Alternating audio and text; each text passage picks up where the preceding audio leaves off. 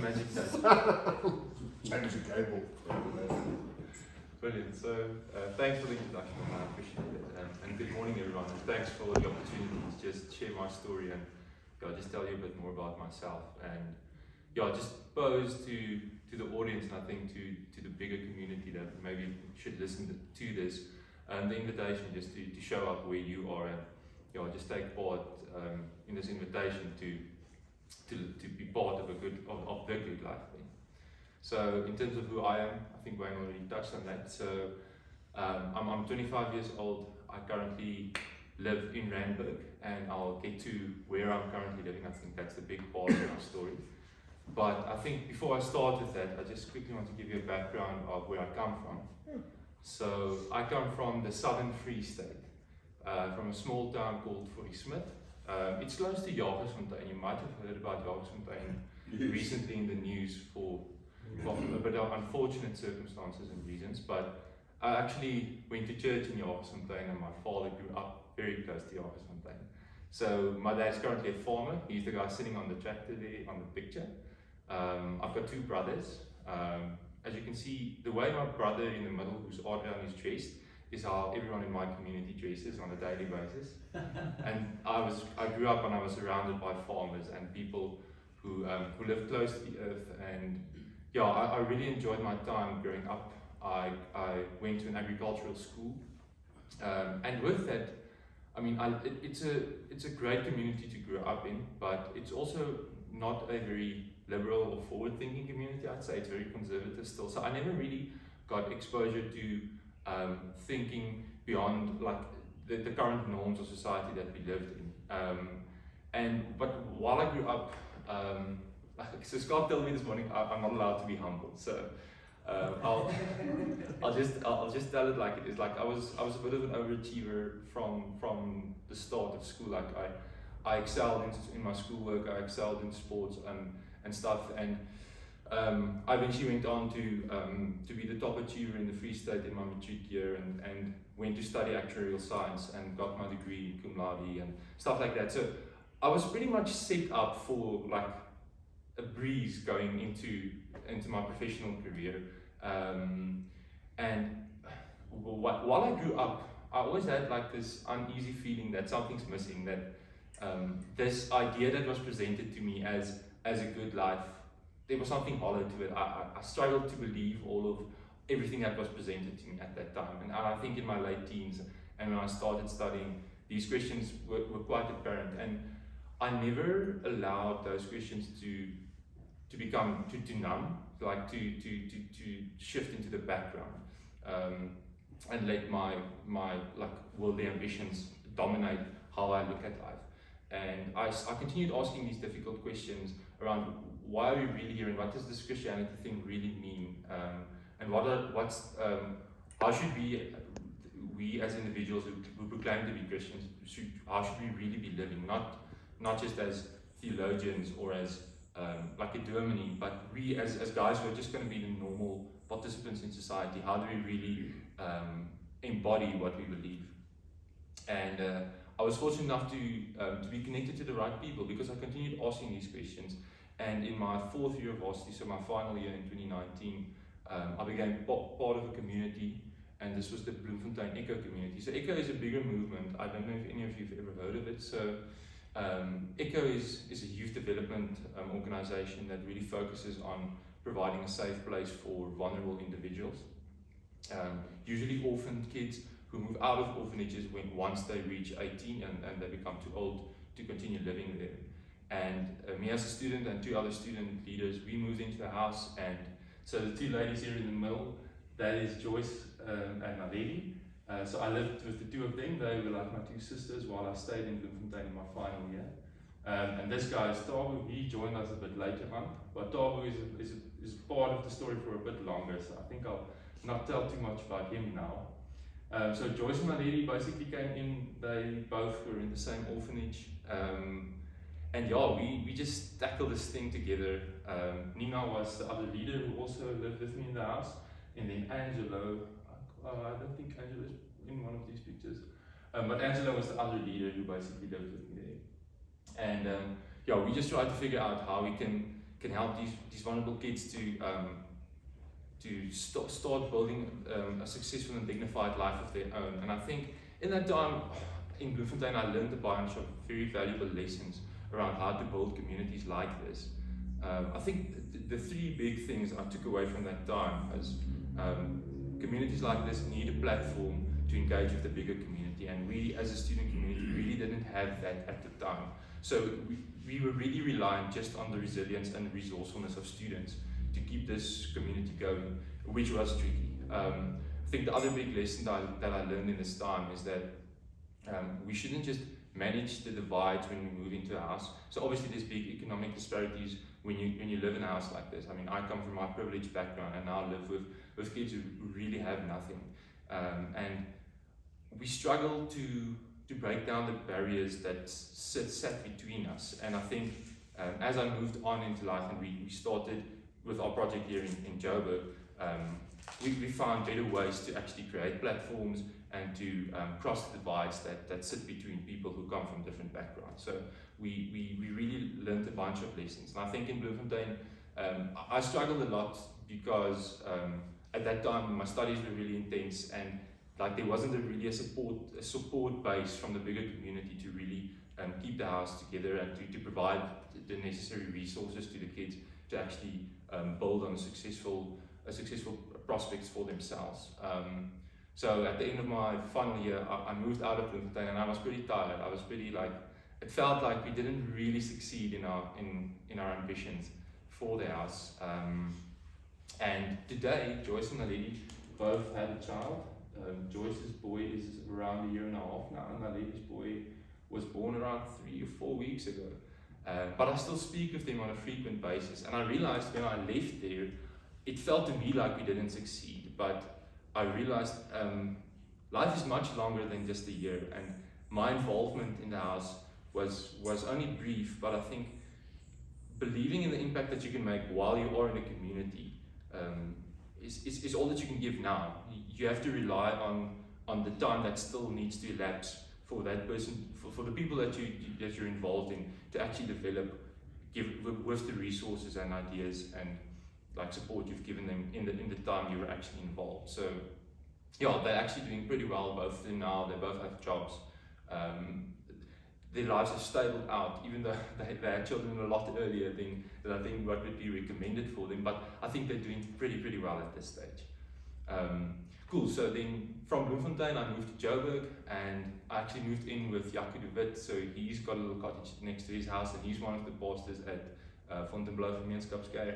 And in that time, so I moved to Joburg, as I said, a little bit tired, a little bit discouraged around what I experienced, but I still experienced something beautiful about a community like this, where people from different backgrounds move into the same house, and we start figuring out this thing we call life. And me and Jaco, we dreamed and we spoke around what are the resources available at Ifrika, and how can we use it to actually provide a new imagination for our community to live into. And the house also had the church has a house that was available for us to potentially move into, and there's also an orphanage next to the church that's also got a close partnership with the church. And I mean, those two resources obviously led to us doing a similar project as the one that I was part of in Bloemfontein. So in 2020, at the end of 2020, I think September, October, we started a project called the Biko House. So I think this picture actually is the first meal we as a community had together at the Biko House. So this guy is Bobo. He's also one of the guys who works at Youth Zones, which is one of the NGOs on the church. The guy in the middle is Saki, and then there's the guy on the far, on your left hand side.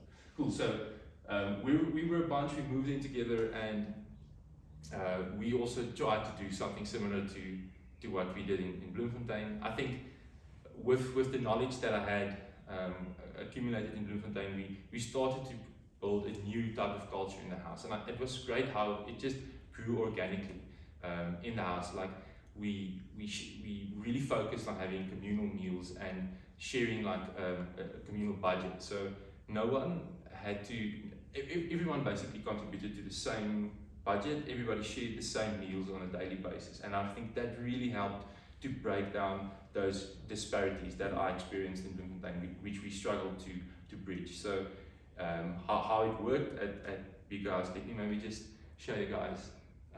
This is when I looked for pictures of the Biko House and of this community, even in the Bloemfontein one, the most pictures I found was people eating together. This is literally what we do, and this is really where the magic happens, is around a dinner table or a breakfast table or lunch or wherever. And it's cool because everyone brings their own flavor towards a meal, but we all eat together, and we still do it until today. And what really makes it nice, it's such a binding element in a house, because no matter what time of the day you come back home, if you had a long day, if you had a good day, whatever happened for the day, you're going to have a meal when you come back home, and someone's going to prepare that for you with love, and that person is going to wash the dishes afterwards and clean the kitchen, so the house is clean and tidy on a daily basis. And if you are the highest earning person in the house, or the person who's got no income, who relies on the support from the church, wherever you are on that spectrum, you can contribute towards the house by cooking a meal for everyone and cleaning the house afterwards. And I think this is the foundation of what we're currently doing there. I think obviously when we started this house, we also we had to learn a lot of lessons. We had to pay our school fees once again, because so me and Skalk and Bobo, who was the leader with me at the time when we started the house, we had a lot of initial discussions around what do we want to achieve in this community, where do we want to go with this, and principally we were all aligned, and we all had a good idea of what we wanted to do with this house, and everyone who moved in with us almost like sang the same song with us.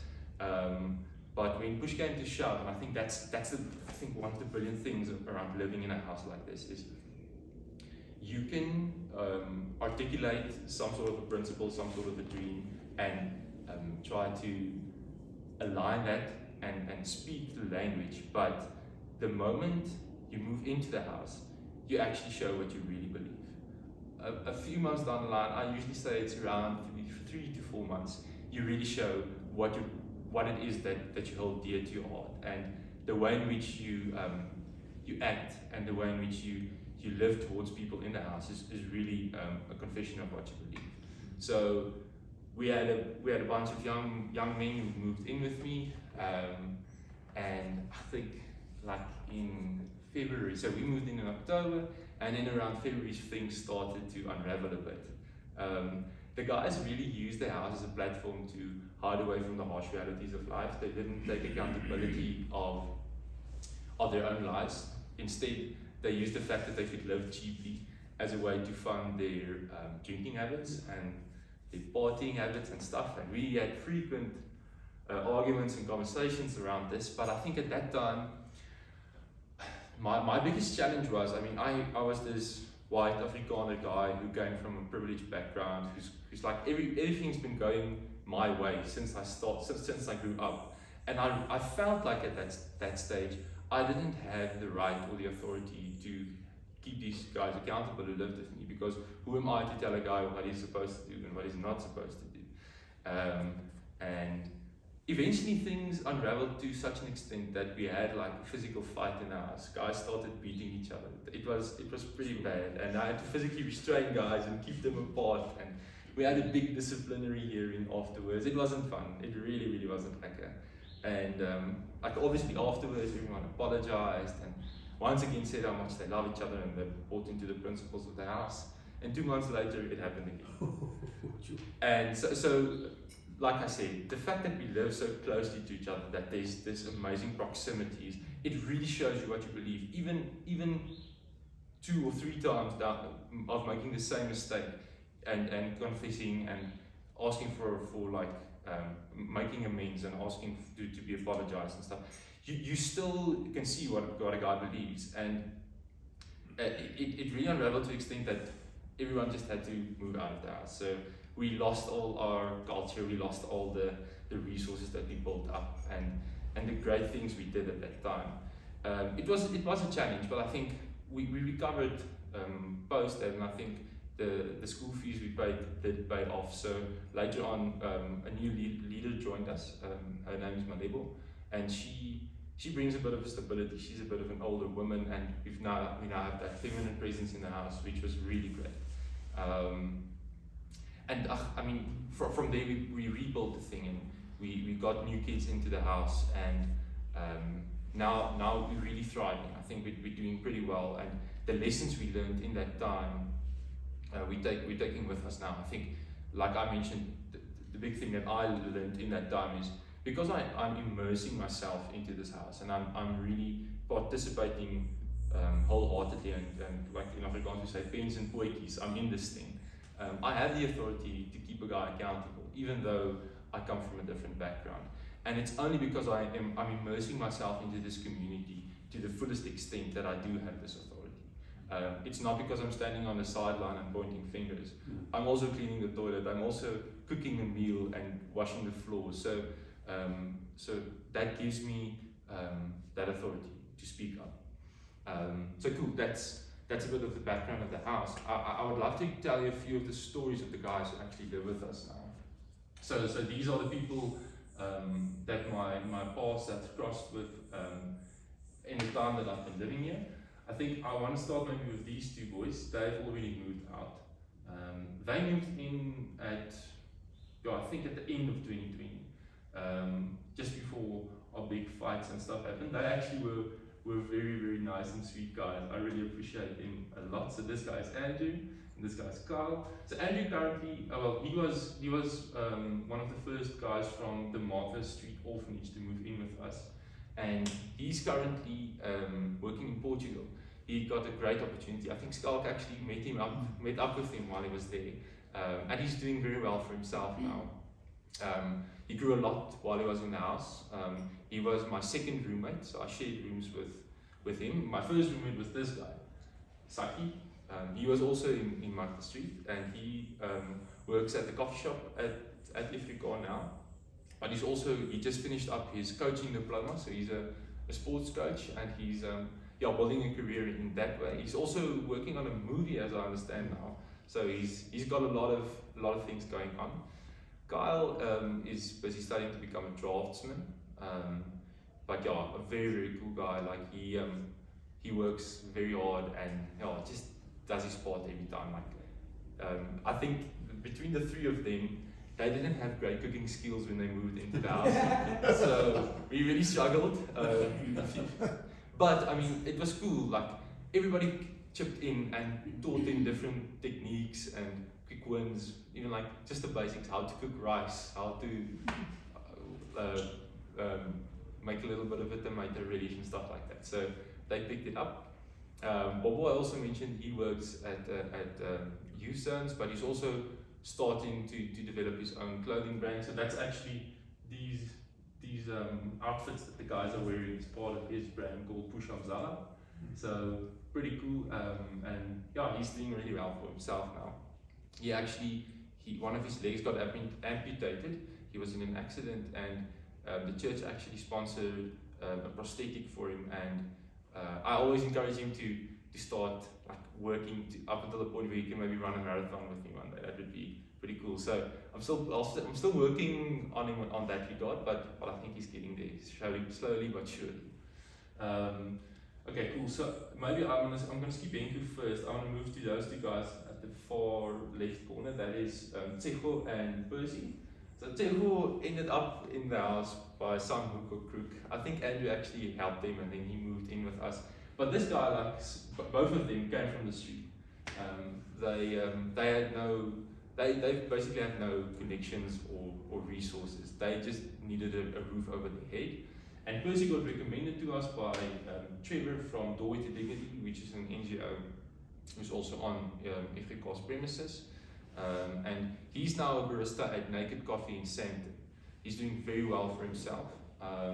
If I can maybe just tell you a quick story of him. So the one day I came back from work, and I saw on our kitchen table there's this little brown paper bag from Naked, and there's a little note stick to it, and it read Jamie B. And I thought, what is this?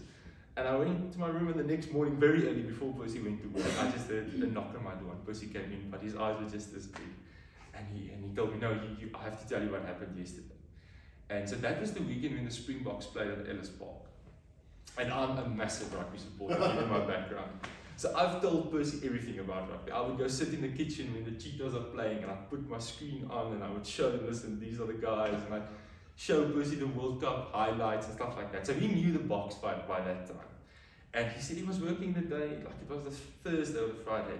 And when he looked up, see how police, Peter Stefan and with the Johan were like in front of him. Sure. And they ordered milkshakes. And he like freaked out. And in his excitement, he asked with the Johan, do you know Johan Brits?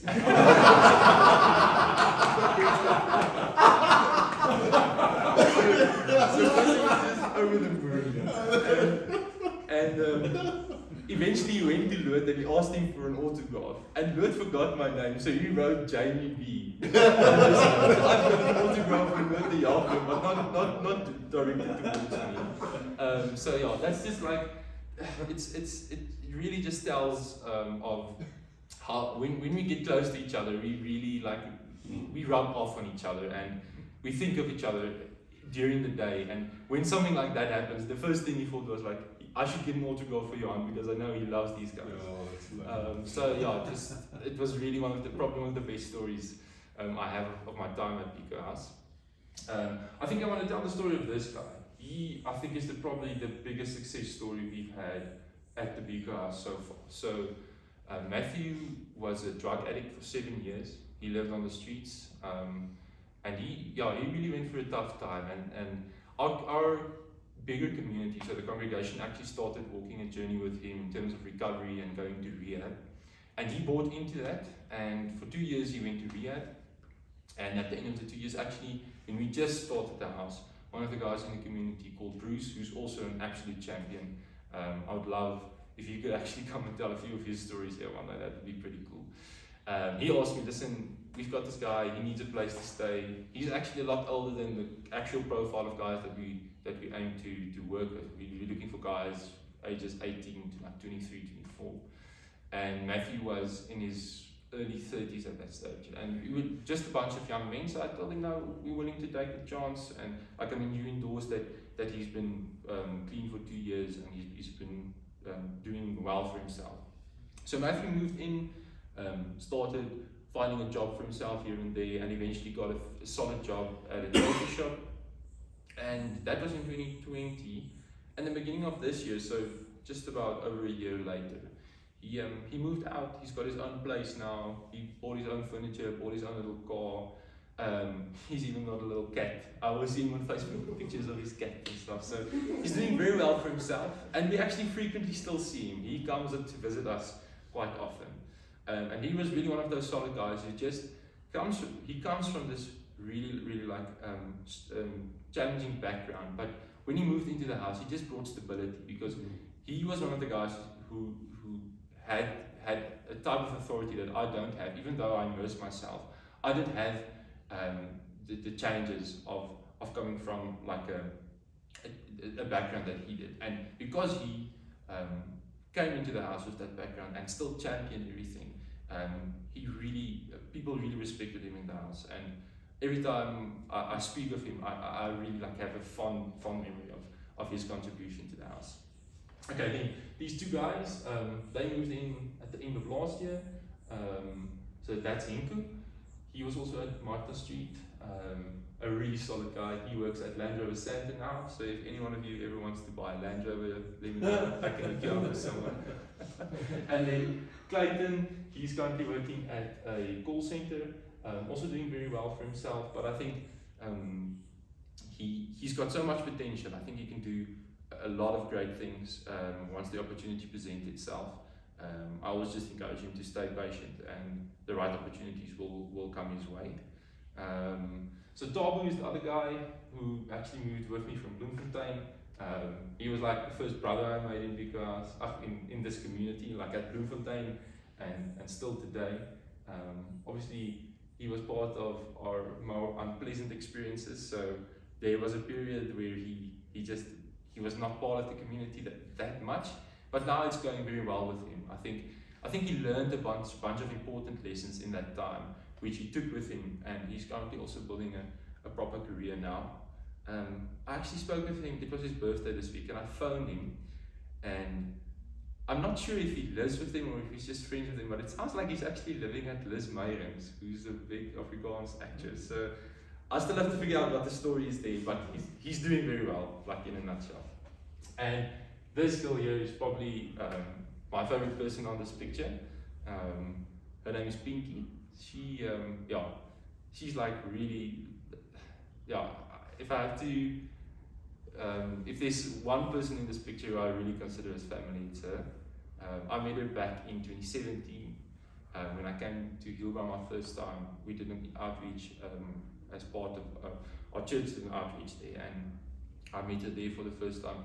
Her parents were Zimbabweans, but they both passed away when she was very young, and she also excelled in her schoolwork, and she's living in the Melville community. So there's a similar house like this in Melville, and she's really thriving. She's doing such great work there. But just so much massive appreciation for her. She got a scholarship now to study in culinary, so she's working in that field, and doing super great work. She's a great dancer as well. She's done a lot of choreography for Messes and dance groups, and she's really got a passion for education, so she one day wants to become a teacher. So these are the bunch of people that my paths, well, not all of them, but I think the highlights so far. I think obviously there's 3 kids now who's matric at Martha Street who will move into our house next year, and I'm looking forward to one day also tell these stories as I can tell the stories of these guys. I think the final thing I want to talk about is this thing, which is that platform that we didn't have in Bloemfontein, which we've created here in Joburg, which we call the Langtafel. So it started out actually in lockdown. We had a few ladies from our, we call it the Brits, so it's a bunch of ladies who just want to help out in terms of like a soup kitchen of some sorts. And me and Yaku spoke around how we could potentially get them involved. And this actually comes from an idea that was a concept that was created by the Table View community in Cape Town, where the ladies of the church actually cook a meal and then invite homeless people to come and just have the meal with them. And I tell Yaku, like, we have a community here, we know who's going to pitch up every day. Why don't we cook a meal for our community and invite the bigger congregation to take part in the meal? And so we started in lockdown because no one was comfortable to have big meals together.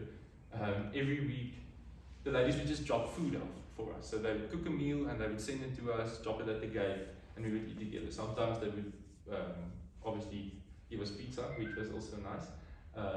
And then when lockdown now eased up, we started with a few people. I think we were like 12 or maybe 20, and it's grown up until the point where we're now 50 people every second Monday at our church, where we come together, we just have a meal together, and at that magic of sharing food is just happens.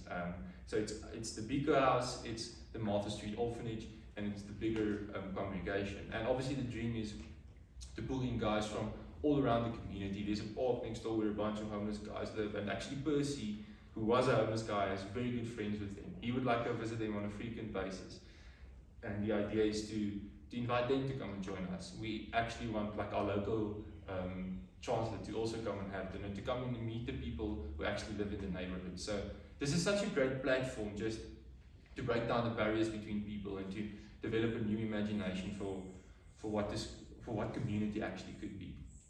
So I think that's really one of our great success stories. And if you guys, any of you ever want to come and see what we're up to, every second Monday at 6 o'clock you can come and grab a free meal at Ifriko, and just enjoy it with us. So I think that's in a nutshell the stories that I have and the background of where I've come from.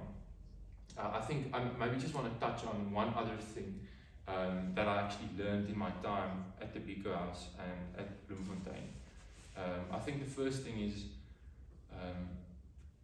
when I started to do this, I did it from a place of almost like guilt and a sense of responsibility. And I think that weighed heavily on me. I always felt like I have to do this because I have to prove something. And at a stage in this year, I realized it's actually an invitation. That's all that it is. There's not an expectation, but just an invitation. And it's really an invitation to a good life. And I don't do this to prove anything to anyone. I really do this because I believe this is the best life I can live now. There's a rich fulfillment in what I do every day. When I get up, my life really feels like it has purpose, and it has equipped me with the ability to live generous, and to live with a lot more patience towards not just the people who live with me, the people I work with, my own family. When I go back home, I can live generously towards them, and I can live with I think there's a wholesomeness in the way that I live now, and I've learned this while I was in this community. I don't think I would have learned this from a book or from a theological concept. I learned this because I was immersed, pens and poetis, in this thing. That's really the only way I learned this.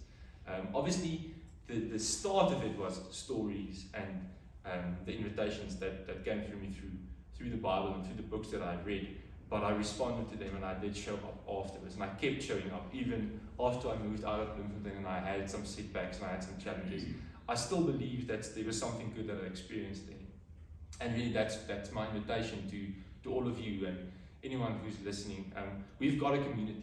We've figured something out here, I think. And if anyone is keen to join on this, like, I'll share my contact details, and you're more than welcome to come and see what we're doing.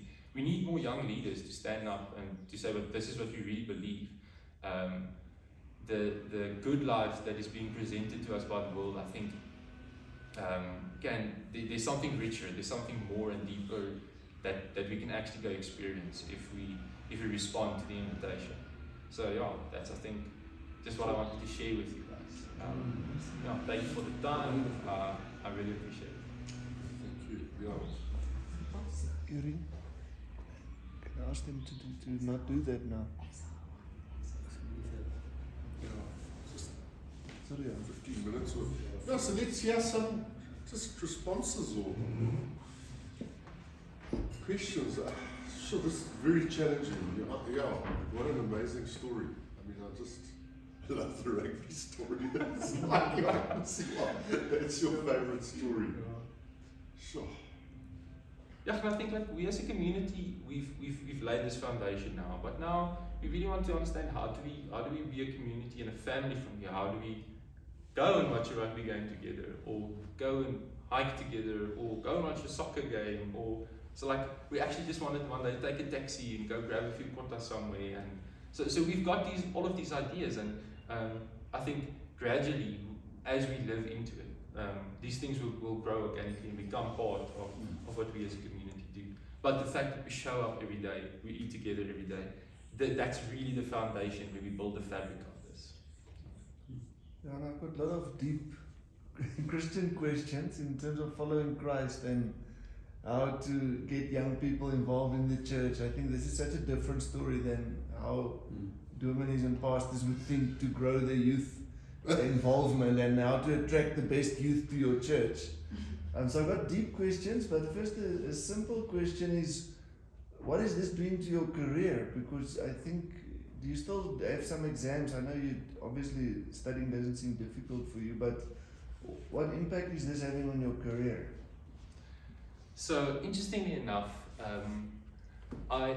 even though I'm in the actuarial profession, the work that I'm doing now is more around product development. So my focus predominantly sits around how to develop credit products for small businesses and specifically businesses in informal economies. So for me personally, okay, so first thing before I get to that, the first thing obviously that this community in this house has taught me is how to be generous, how to be more patient with people, how to have make more room in my heart for people and their flaws. So I seldomly get irritated with people at work. Like it really helps me to an ability to manage people, it has helped me in that, because I have to be a leader in a house every day, and that's helped me to literally develop my leadership skills at work as well. But it's also given me a new imagination around not just how I approach work professionally, but as an individual, but also how we apply our knowledge as a financial organization towards the most vulnerable people in our communities, in our society. So that imagination is front of mind for me the whole time, because every night I sit around the dinner table with guys who've got prospects to build careers and to build businesses. So whilst that imagination is front of mind, and I step into working for a bank whose job is literally to help businesses, I think those two worlds come together and gives me the imagination to, from a professional point of view, address these questions with a lot more relevance. Sure. I'm fascinated. I mean, the meal thing is just, it's such a stark image of that, because I mean, I know there's so many families, and I mean, even, you know, our little nuclear family of you know, I have 2 daughters that are out of the house at the moment, but even just, so there are families that are supposedly wealthy or prosperous and that kind of thing, and just to have a meal together sometimes is such a challenge, you know, because people are all over the place, and kids when they're growing up can be in a stage where they don't want to have a meal together, you know. And but we would have dinner together. So I mean, just to give you an example, my 2 daughters went to a fancy private school here in Johannesburg and that, and my daughter would come home and she'd say none of her friends have dinner together. You know, it was this weird, you know, and just realizing that there are people that have everything and they don't eat together. And now you're meeting with people like off the street who have nothing, but you're sharing a meal together. And I think that is like such a metaphor of the church and the kingdom and you know, that kind of thing. So I just love that. It's absolutely amazing. Yeah, it's brilliant. And like I said, we actually in the community we have this saying: when you have dinner together, you let your guard down. So you forget about your facades that you're putting up and like all your vulnerabilities that you want to keep close. In a way, when you have a meal, you forget about those and you just become yourself a bit more gradually. It takes time. It takes a few meals, I think. Yeah, but if it's good meals, I think it's okay. And I mean, Afrikaner tannies know how to cook. So and they cook big. So we always have a bunch of leftovers we take back home. So it's really good. And like even like Malebo who lives with us now, the like traditional cooking that she does. Like I always said, when I get married one day, Malebo has to make chakalaka for my wedding. Like I it's like one of my favorite things when I see Malebo's grating the carrots and stuff. I'm like, no, yeah, we're gonna have a proper meal tonight. So yeah, it's really like it's a celebration. We can celebrate when like I remember so fondly when Andrew, the guy, one of the younger boys, when like cooked his first proper meal. Everyone like congratulated him and told him, well done, man, this is what we want to see. And in a way it dignified him, it gave him a little bit more buy-in into the house as well, to see like, wow, people really appreciate the work that I'm doing here. So it's something about, once again, showing up to cook is something that the guys have to take ownership of, so it's cool. So I've got a question on the conflict side. So it's something that I found quite challenging, you know, dealing with conflict, etc. So based on the previous, what happened in the house with the conflict between the guys, how do you guys deal with it to prevent it going forward, and how do you deal with it if it does arise again based on those past learnings? Perfect. So thanks for the question. That was a very challenging time in our community, and I think I learned a lot from Skalk in that time when we had our disciplinary hearings. One of the big things I learned was it's important to give a guy an opportunity to voice his concerns. So we literally had to sit for an hour and a half. I think it was that long, and just listen to how each of them tell the story about what happened that night. And for me at that stage, I was like, I don't really care the build up towards this thing. Whatever happened, like you literally decided to commit violence, so I don't really care if the build up. But I learned to stay humble in that discussion, even though I felt I had the justification not to be, and to allow a guy to voice how he feels and how he thinks. So that was an important thing, to give guys space to express how they feel. Is an important part of managing conflict. And the second thing is also to leaders in the house should speak with authority.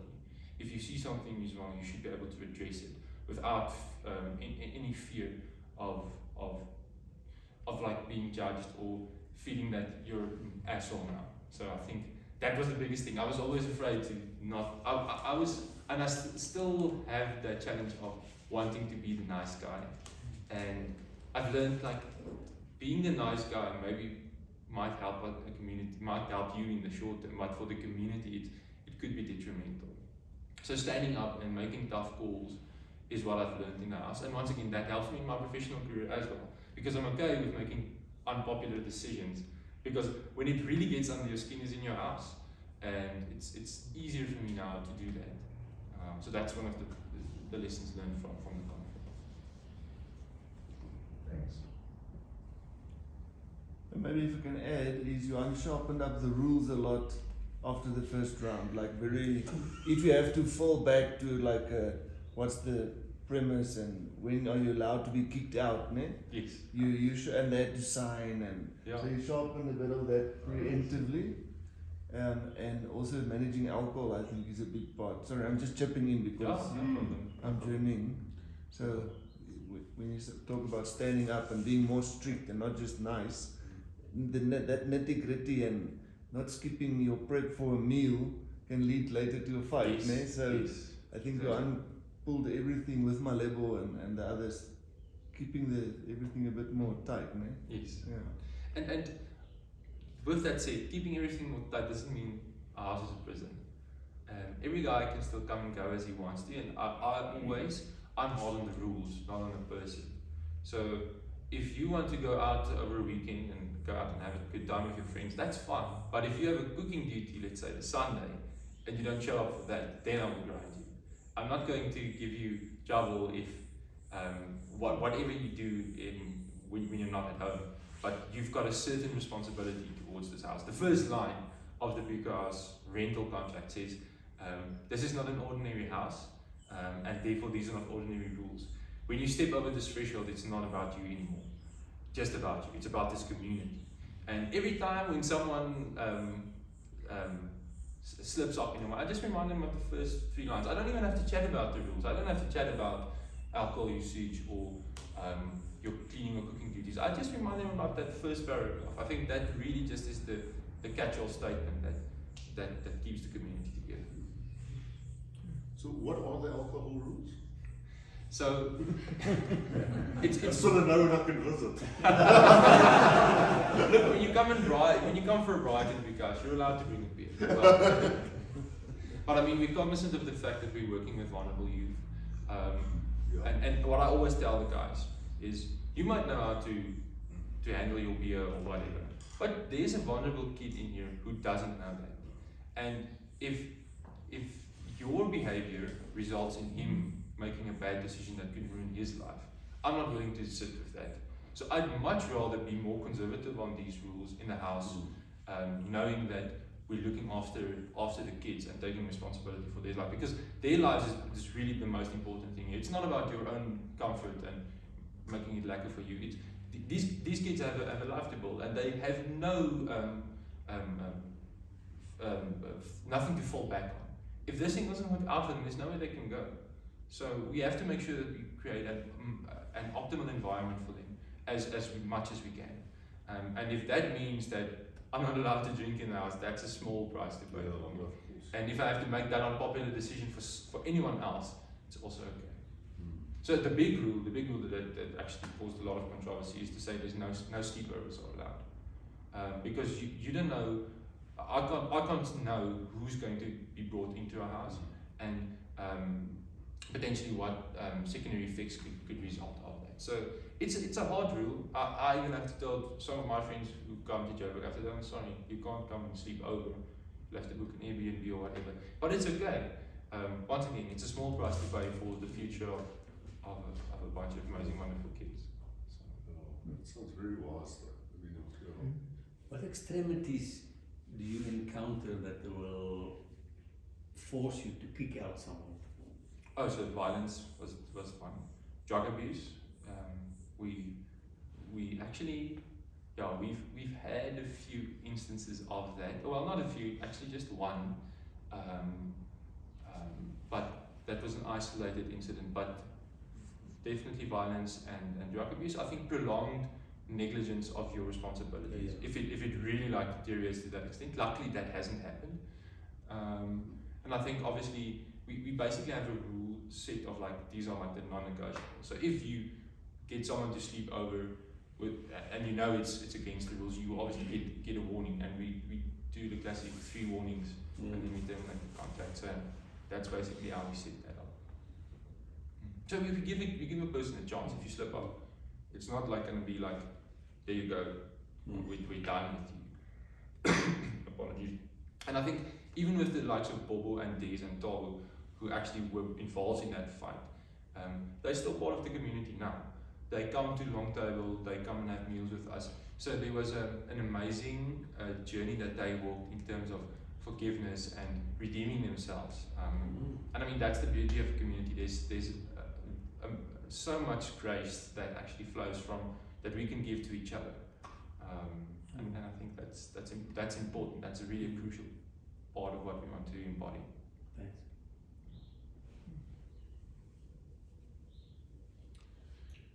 Final question, maybe just one question. This is about living the good life, and but how would you describe what you want to see, why you're doing this? And I understand the issue about the good life, but what do you see as the best outcome? Honestly, I actually don't know. So when I started this thing, when I started at the very start of my journey with this question of what is this all about, it was a very hazy question for me. And just by responding to that question and keeping that question front of mind and engaging with people, I was engaged with people, and eventually led to me living in this house. So for me, as a young man who's unmarried, who's living in Johannesburg, this is the best thing I can do now for me. What I dream for this community specifically to become is to become sustainable in that regard, to have a bunch of young leaders who join in this idea, and us creating a big interlinked community where people can really feed off each other's imagination. And then from there, I mean, obviously, as my own career grows and the stages of life that I go through, if I hopefully get married one day and have a family, to embed these principles and these lessons that I've learned into what I do every day, not for me just as an individual, but then for me as a family, to ask, how do we live this daily? And I think someone like Scott helps me to develop that imagination again on how I raise my kids one day, where I live when I raise my kids, in which residential area, where do I send them to school? All of these questions, all of these practicalities will then be answered based on my experiences that I have now. So for me, the big thing is the showing up and taking part develops an imagination for me to, by the time that I have to answer new questions about life, I already have an imagination of what I would want to do. But for me, it's always around something about that downward mobility, around realizing that the good life doesn't sit at the top of the pyramid and where I can make the most money and live the flashiest life, but really where I can get closest to the most vulnerable. And if I can set myself up for everything that I do to get closer to them, if it's personally or professionally, that's really where I want to position myself. I hope that answers the question. To an extent, but I guess I guess it's a question of what you aim to see in the people that you're working Okay. with. So for the guys who we work with, first thing is these guys need to be dignified. They come into the house as guys who have a lot of needs that they can't meet themselves. So all of these kids want to be able to stand on their own feet. Actually, one of my favorite global leaders now is Jacqueline Novogratz, and she says the opposite of poverty is not wealth. The opposite of poverty is dignity. And these kids need to be dignified. And how they get dignified is by being able to hold a solid job, by being able to earn a stable income, to say this is something that I can claim as my own. But in that, also to remind them, remember this community that you've come from. Here we live for each other. So don't just go out to just live for yourself. Also realize there's a bigger community that have taught you all these things, and give back to them. And that's really important for me to have these discussions around the dinner table with the likes of Inca and Clayton, to ask them, okay, cool.